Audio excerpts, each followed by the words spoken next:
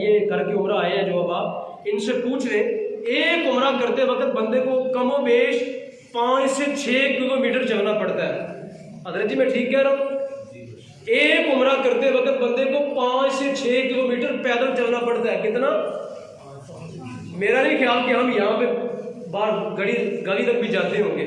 यहाँ से मोटरसाइकिल पर बैठते हैं, वहाँ जाते हैं, साइकिल पर बैठते हैं, जाते हैं। हम पैदल चलना तो हमने छोड़ ही दिया, तभी तो बीमार है, बीमारियां लग गई। एक उम्रे के अंदर 7, 5, 6 किलोमीटर आपको पैदल चलना पड़ता है। तो जो 6 किलोमीटर पैदल चढ़ के नेकी कमाई है उसको बंदा घुमाता है, उसको जाया करना इतना आसान है? वो नेकी इतनी जल्दी या इतनी आसानी से जाया की जाएगी? नहीं जाया की जाएगी। उस नेकी को बचाने के लिए बंदा कोशिश करेगा कि ये मुझे नेकी अल्लाह ने नसीब की है, मैंने इसको बचा के रखना है। मैंने क्या रखना है? इसको। नेकी करना बड़ा मुश्किल है, लेकिन नेकी बचाना और भी मुश्किल है। नेकी को बचा के रखना और भी मुश्किल है, तो नेकी बचानी चाहिए। नेकी करके नेकी को बचाना भी चाहिए। आगे हम अल्लाह की बारगाह में अर्ज करते हैं, अगली दुआ है, हम अल्लाह की बारगाह में यूं अर्ज करते हैं, ऐ रब्बुल आलमीन अल्लाहुम्मा इन्ना नऊज़ु बिका। एक और दुआ है जो मांगते हैं, अल्लाहुम्मा इन्ना नऊज़ु बिका मिनश शक्के व शिरके। ऐ अल्लाह मुझको शक से बचाना, मैं दीन इस्लाम में कभी शक ना करूं। ऐ अल्लाह तेरी ज़ात पे कभी मैं शक, तेरे मुस्तफ़ा की ज़ात पे मैं कभी शक।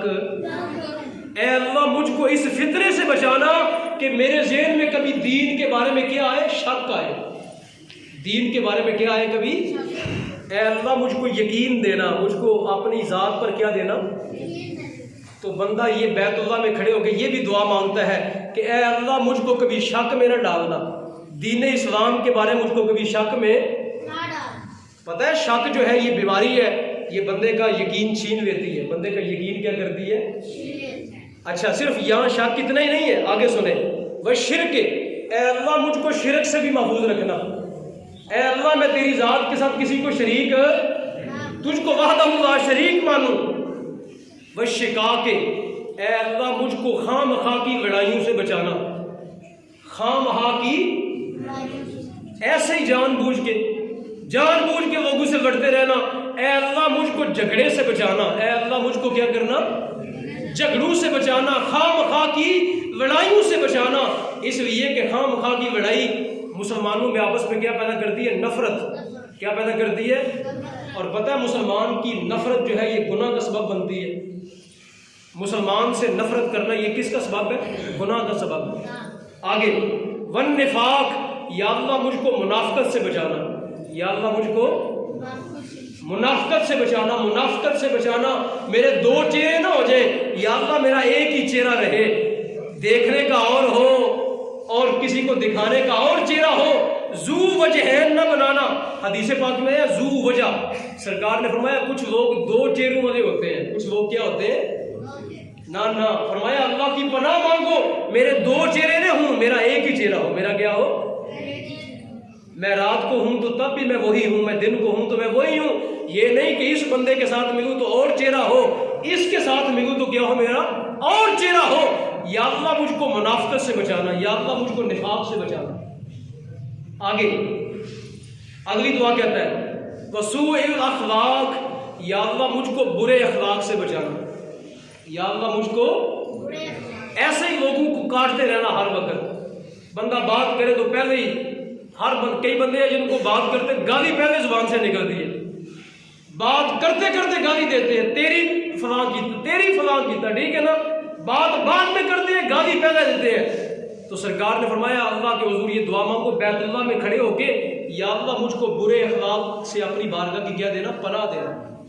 आगे वसूइल मंजर, एक दुआ ये मंगवाई गई, या अल्लाह मुझको बुरे मंजर से पनाह देना। मुझको किसकी? मुझे कैसे? बुरे मंजर से। मुझको कोई बुरी शय ना दिखाना। मुझको कोई बुरी शय क्या हो सकती है? गाड़ी में बैठे आप, यकदम एक्सीडेंट हो गया, ये बुरा मंजर है। ये क्या है? अल्लाह की पनाह मांगो, या अल्लाह मुझको बुरे मंजर से अपनी बारगाह की पनाह दे। बुरा मंजर क्या हो सकता है? अल्लाह माफ़ फरमाए, अल्लाह पाक माफ़ फरमाए। बात करने लगा हूँ, आप घर में आए तो घर में आपने किसी गैर महरम मर्द को देखा, ये क्या है? बुरा मंजर है। ये क्या है? अल्लाह तेरी बारगाह की पनाह, या अल्लाह तेरी बारगाह की पनाह, मुझको ऐसा मंजर ना दिखाना जो मंजर मुझको तकलीफ दे।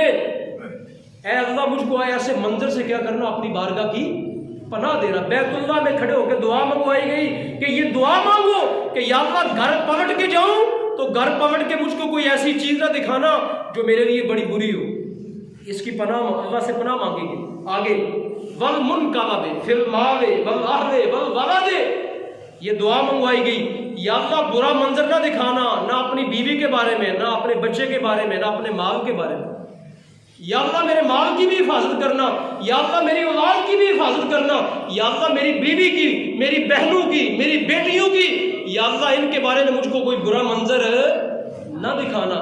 बैतुल्लाह में खड़े होकर कहा गया दुआ मांगो कि जब वापस पलट के घर जाओ तो तेरा घर अल्लाह की बारगाह की पनाह में हो। ये दुआएं मंगवाई गई।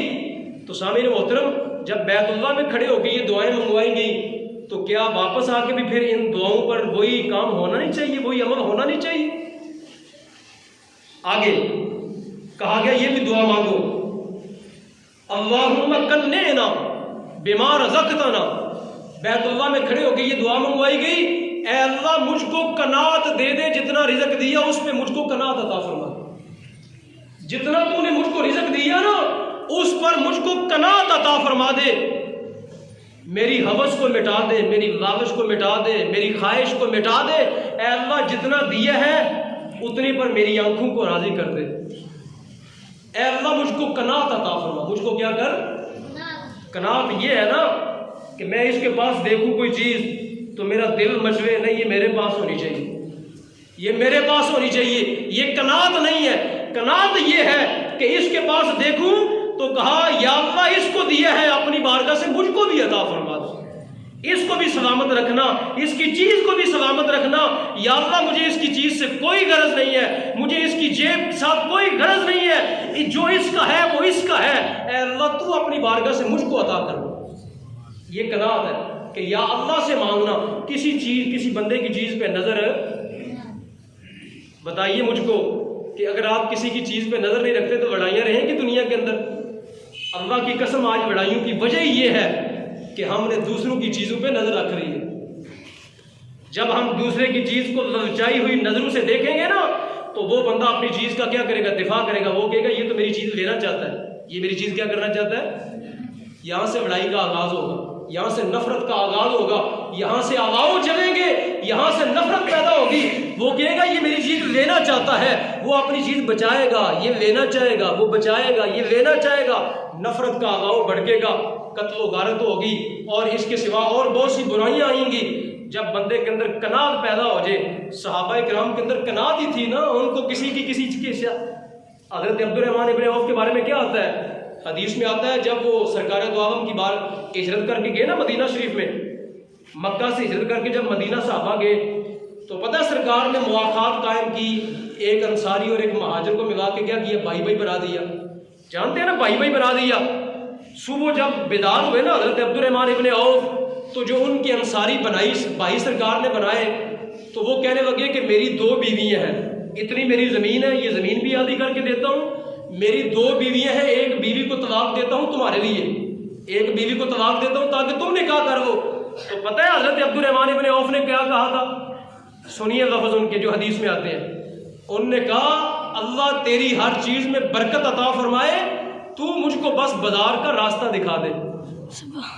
उन्होंने कहा अल्लाह तेरी हर चीज में बरकत अता फरमाए, ना तेरी जमीन मांगता हूं, ना तेरी बीवी को तलाक दिलवाना चाहता हूं, मुझको बाजार का रास्ता दिखा, मेरा अल्लाह रिज़्क़ मुझे वहां से अता करे।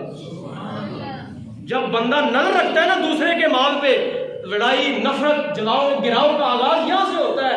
और जब बंदा कहे तेरी हर चीज में अल्लाह बरकत दे, मुझको बाजार का रास्ता दिखाओ, मेरा रिज़्क़ अल्लाह वहां से देगा, तो फिर नफरतों के आगाव नहीं चलते, फिर लड़ाई झगड़े नहीं फूटते, फिर मुआशरे में अमन रहता है।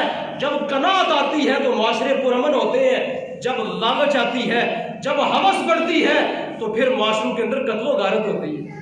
ये थाने कचहरी के अंदर केस कितने हैं जाके जरा चेक कर लेना, इनके पीछे लॉजिक क्या है।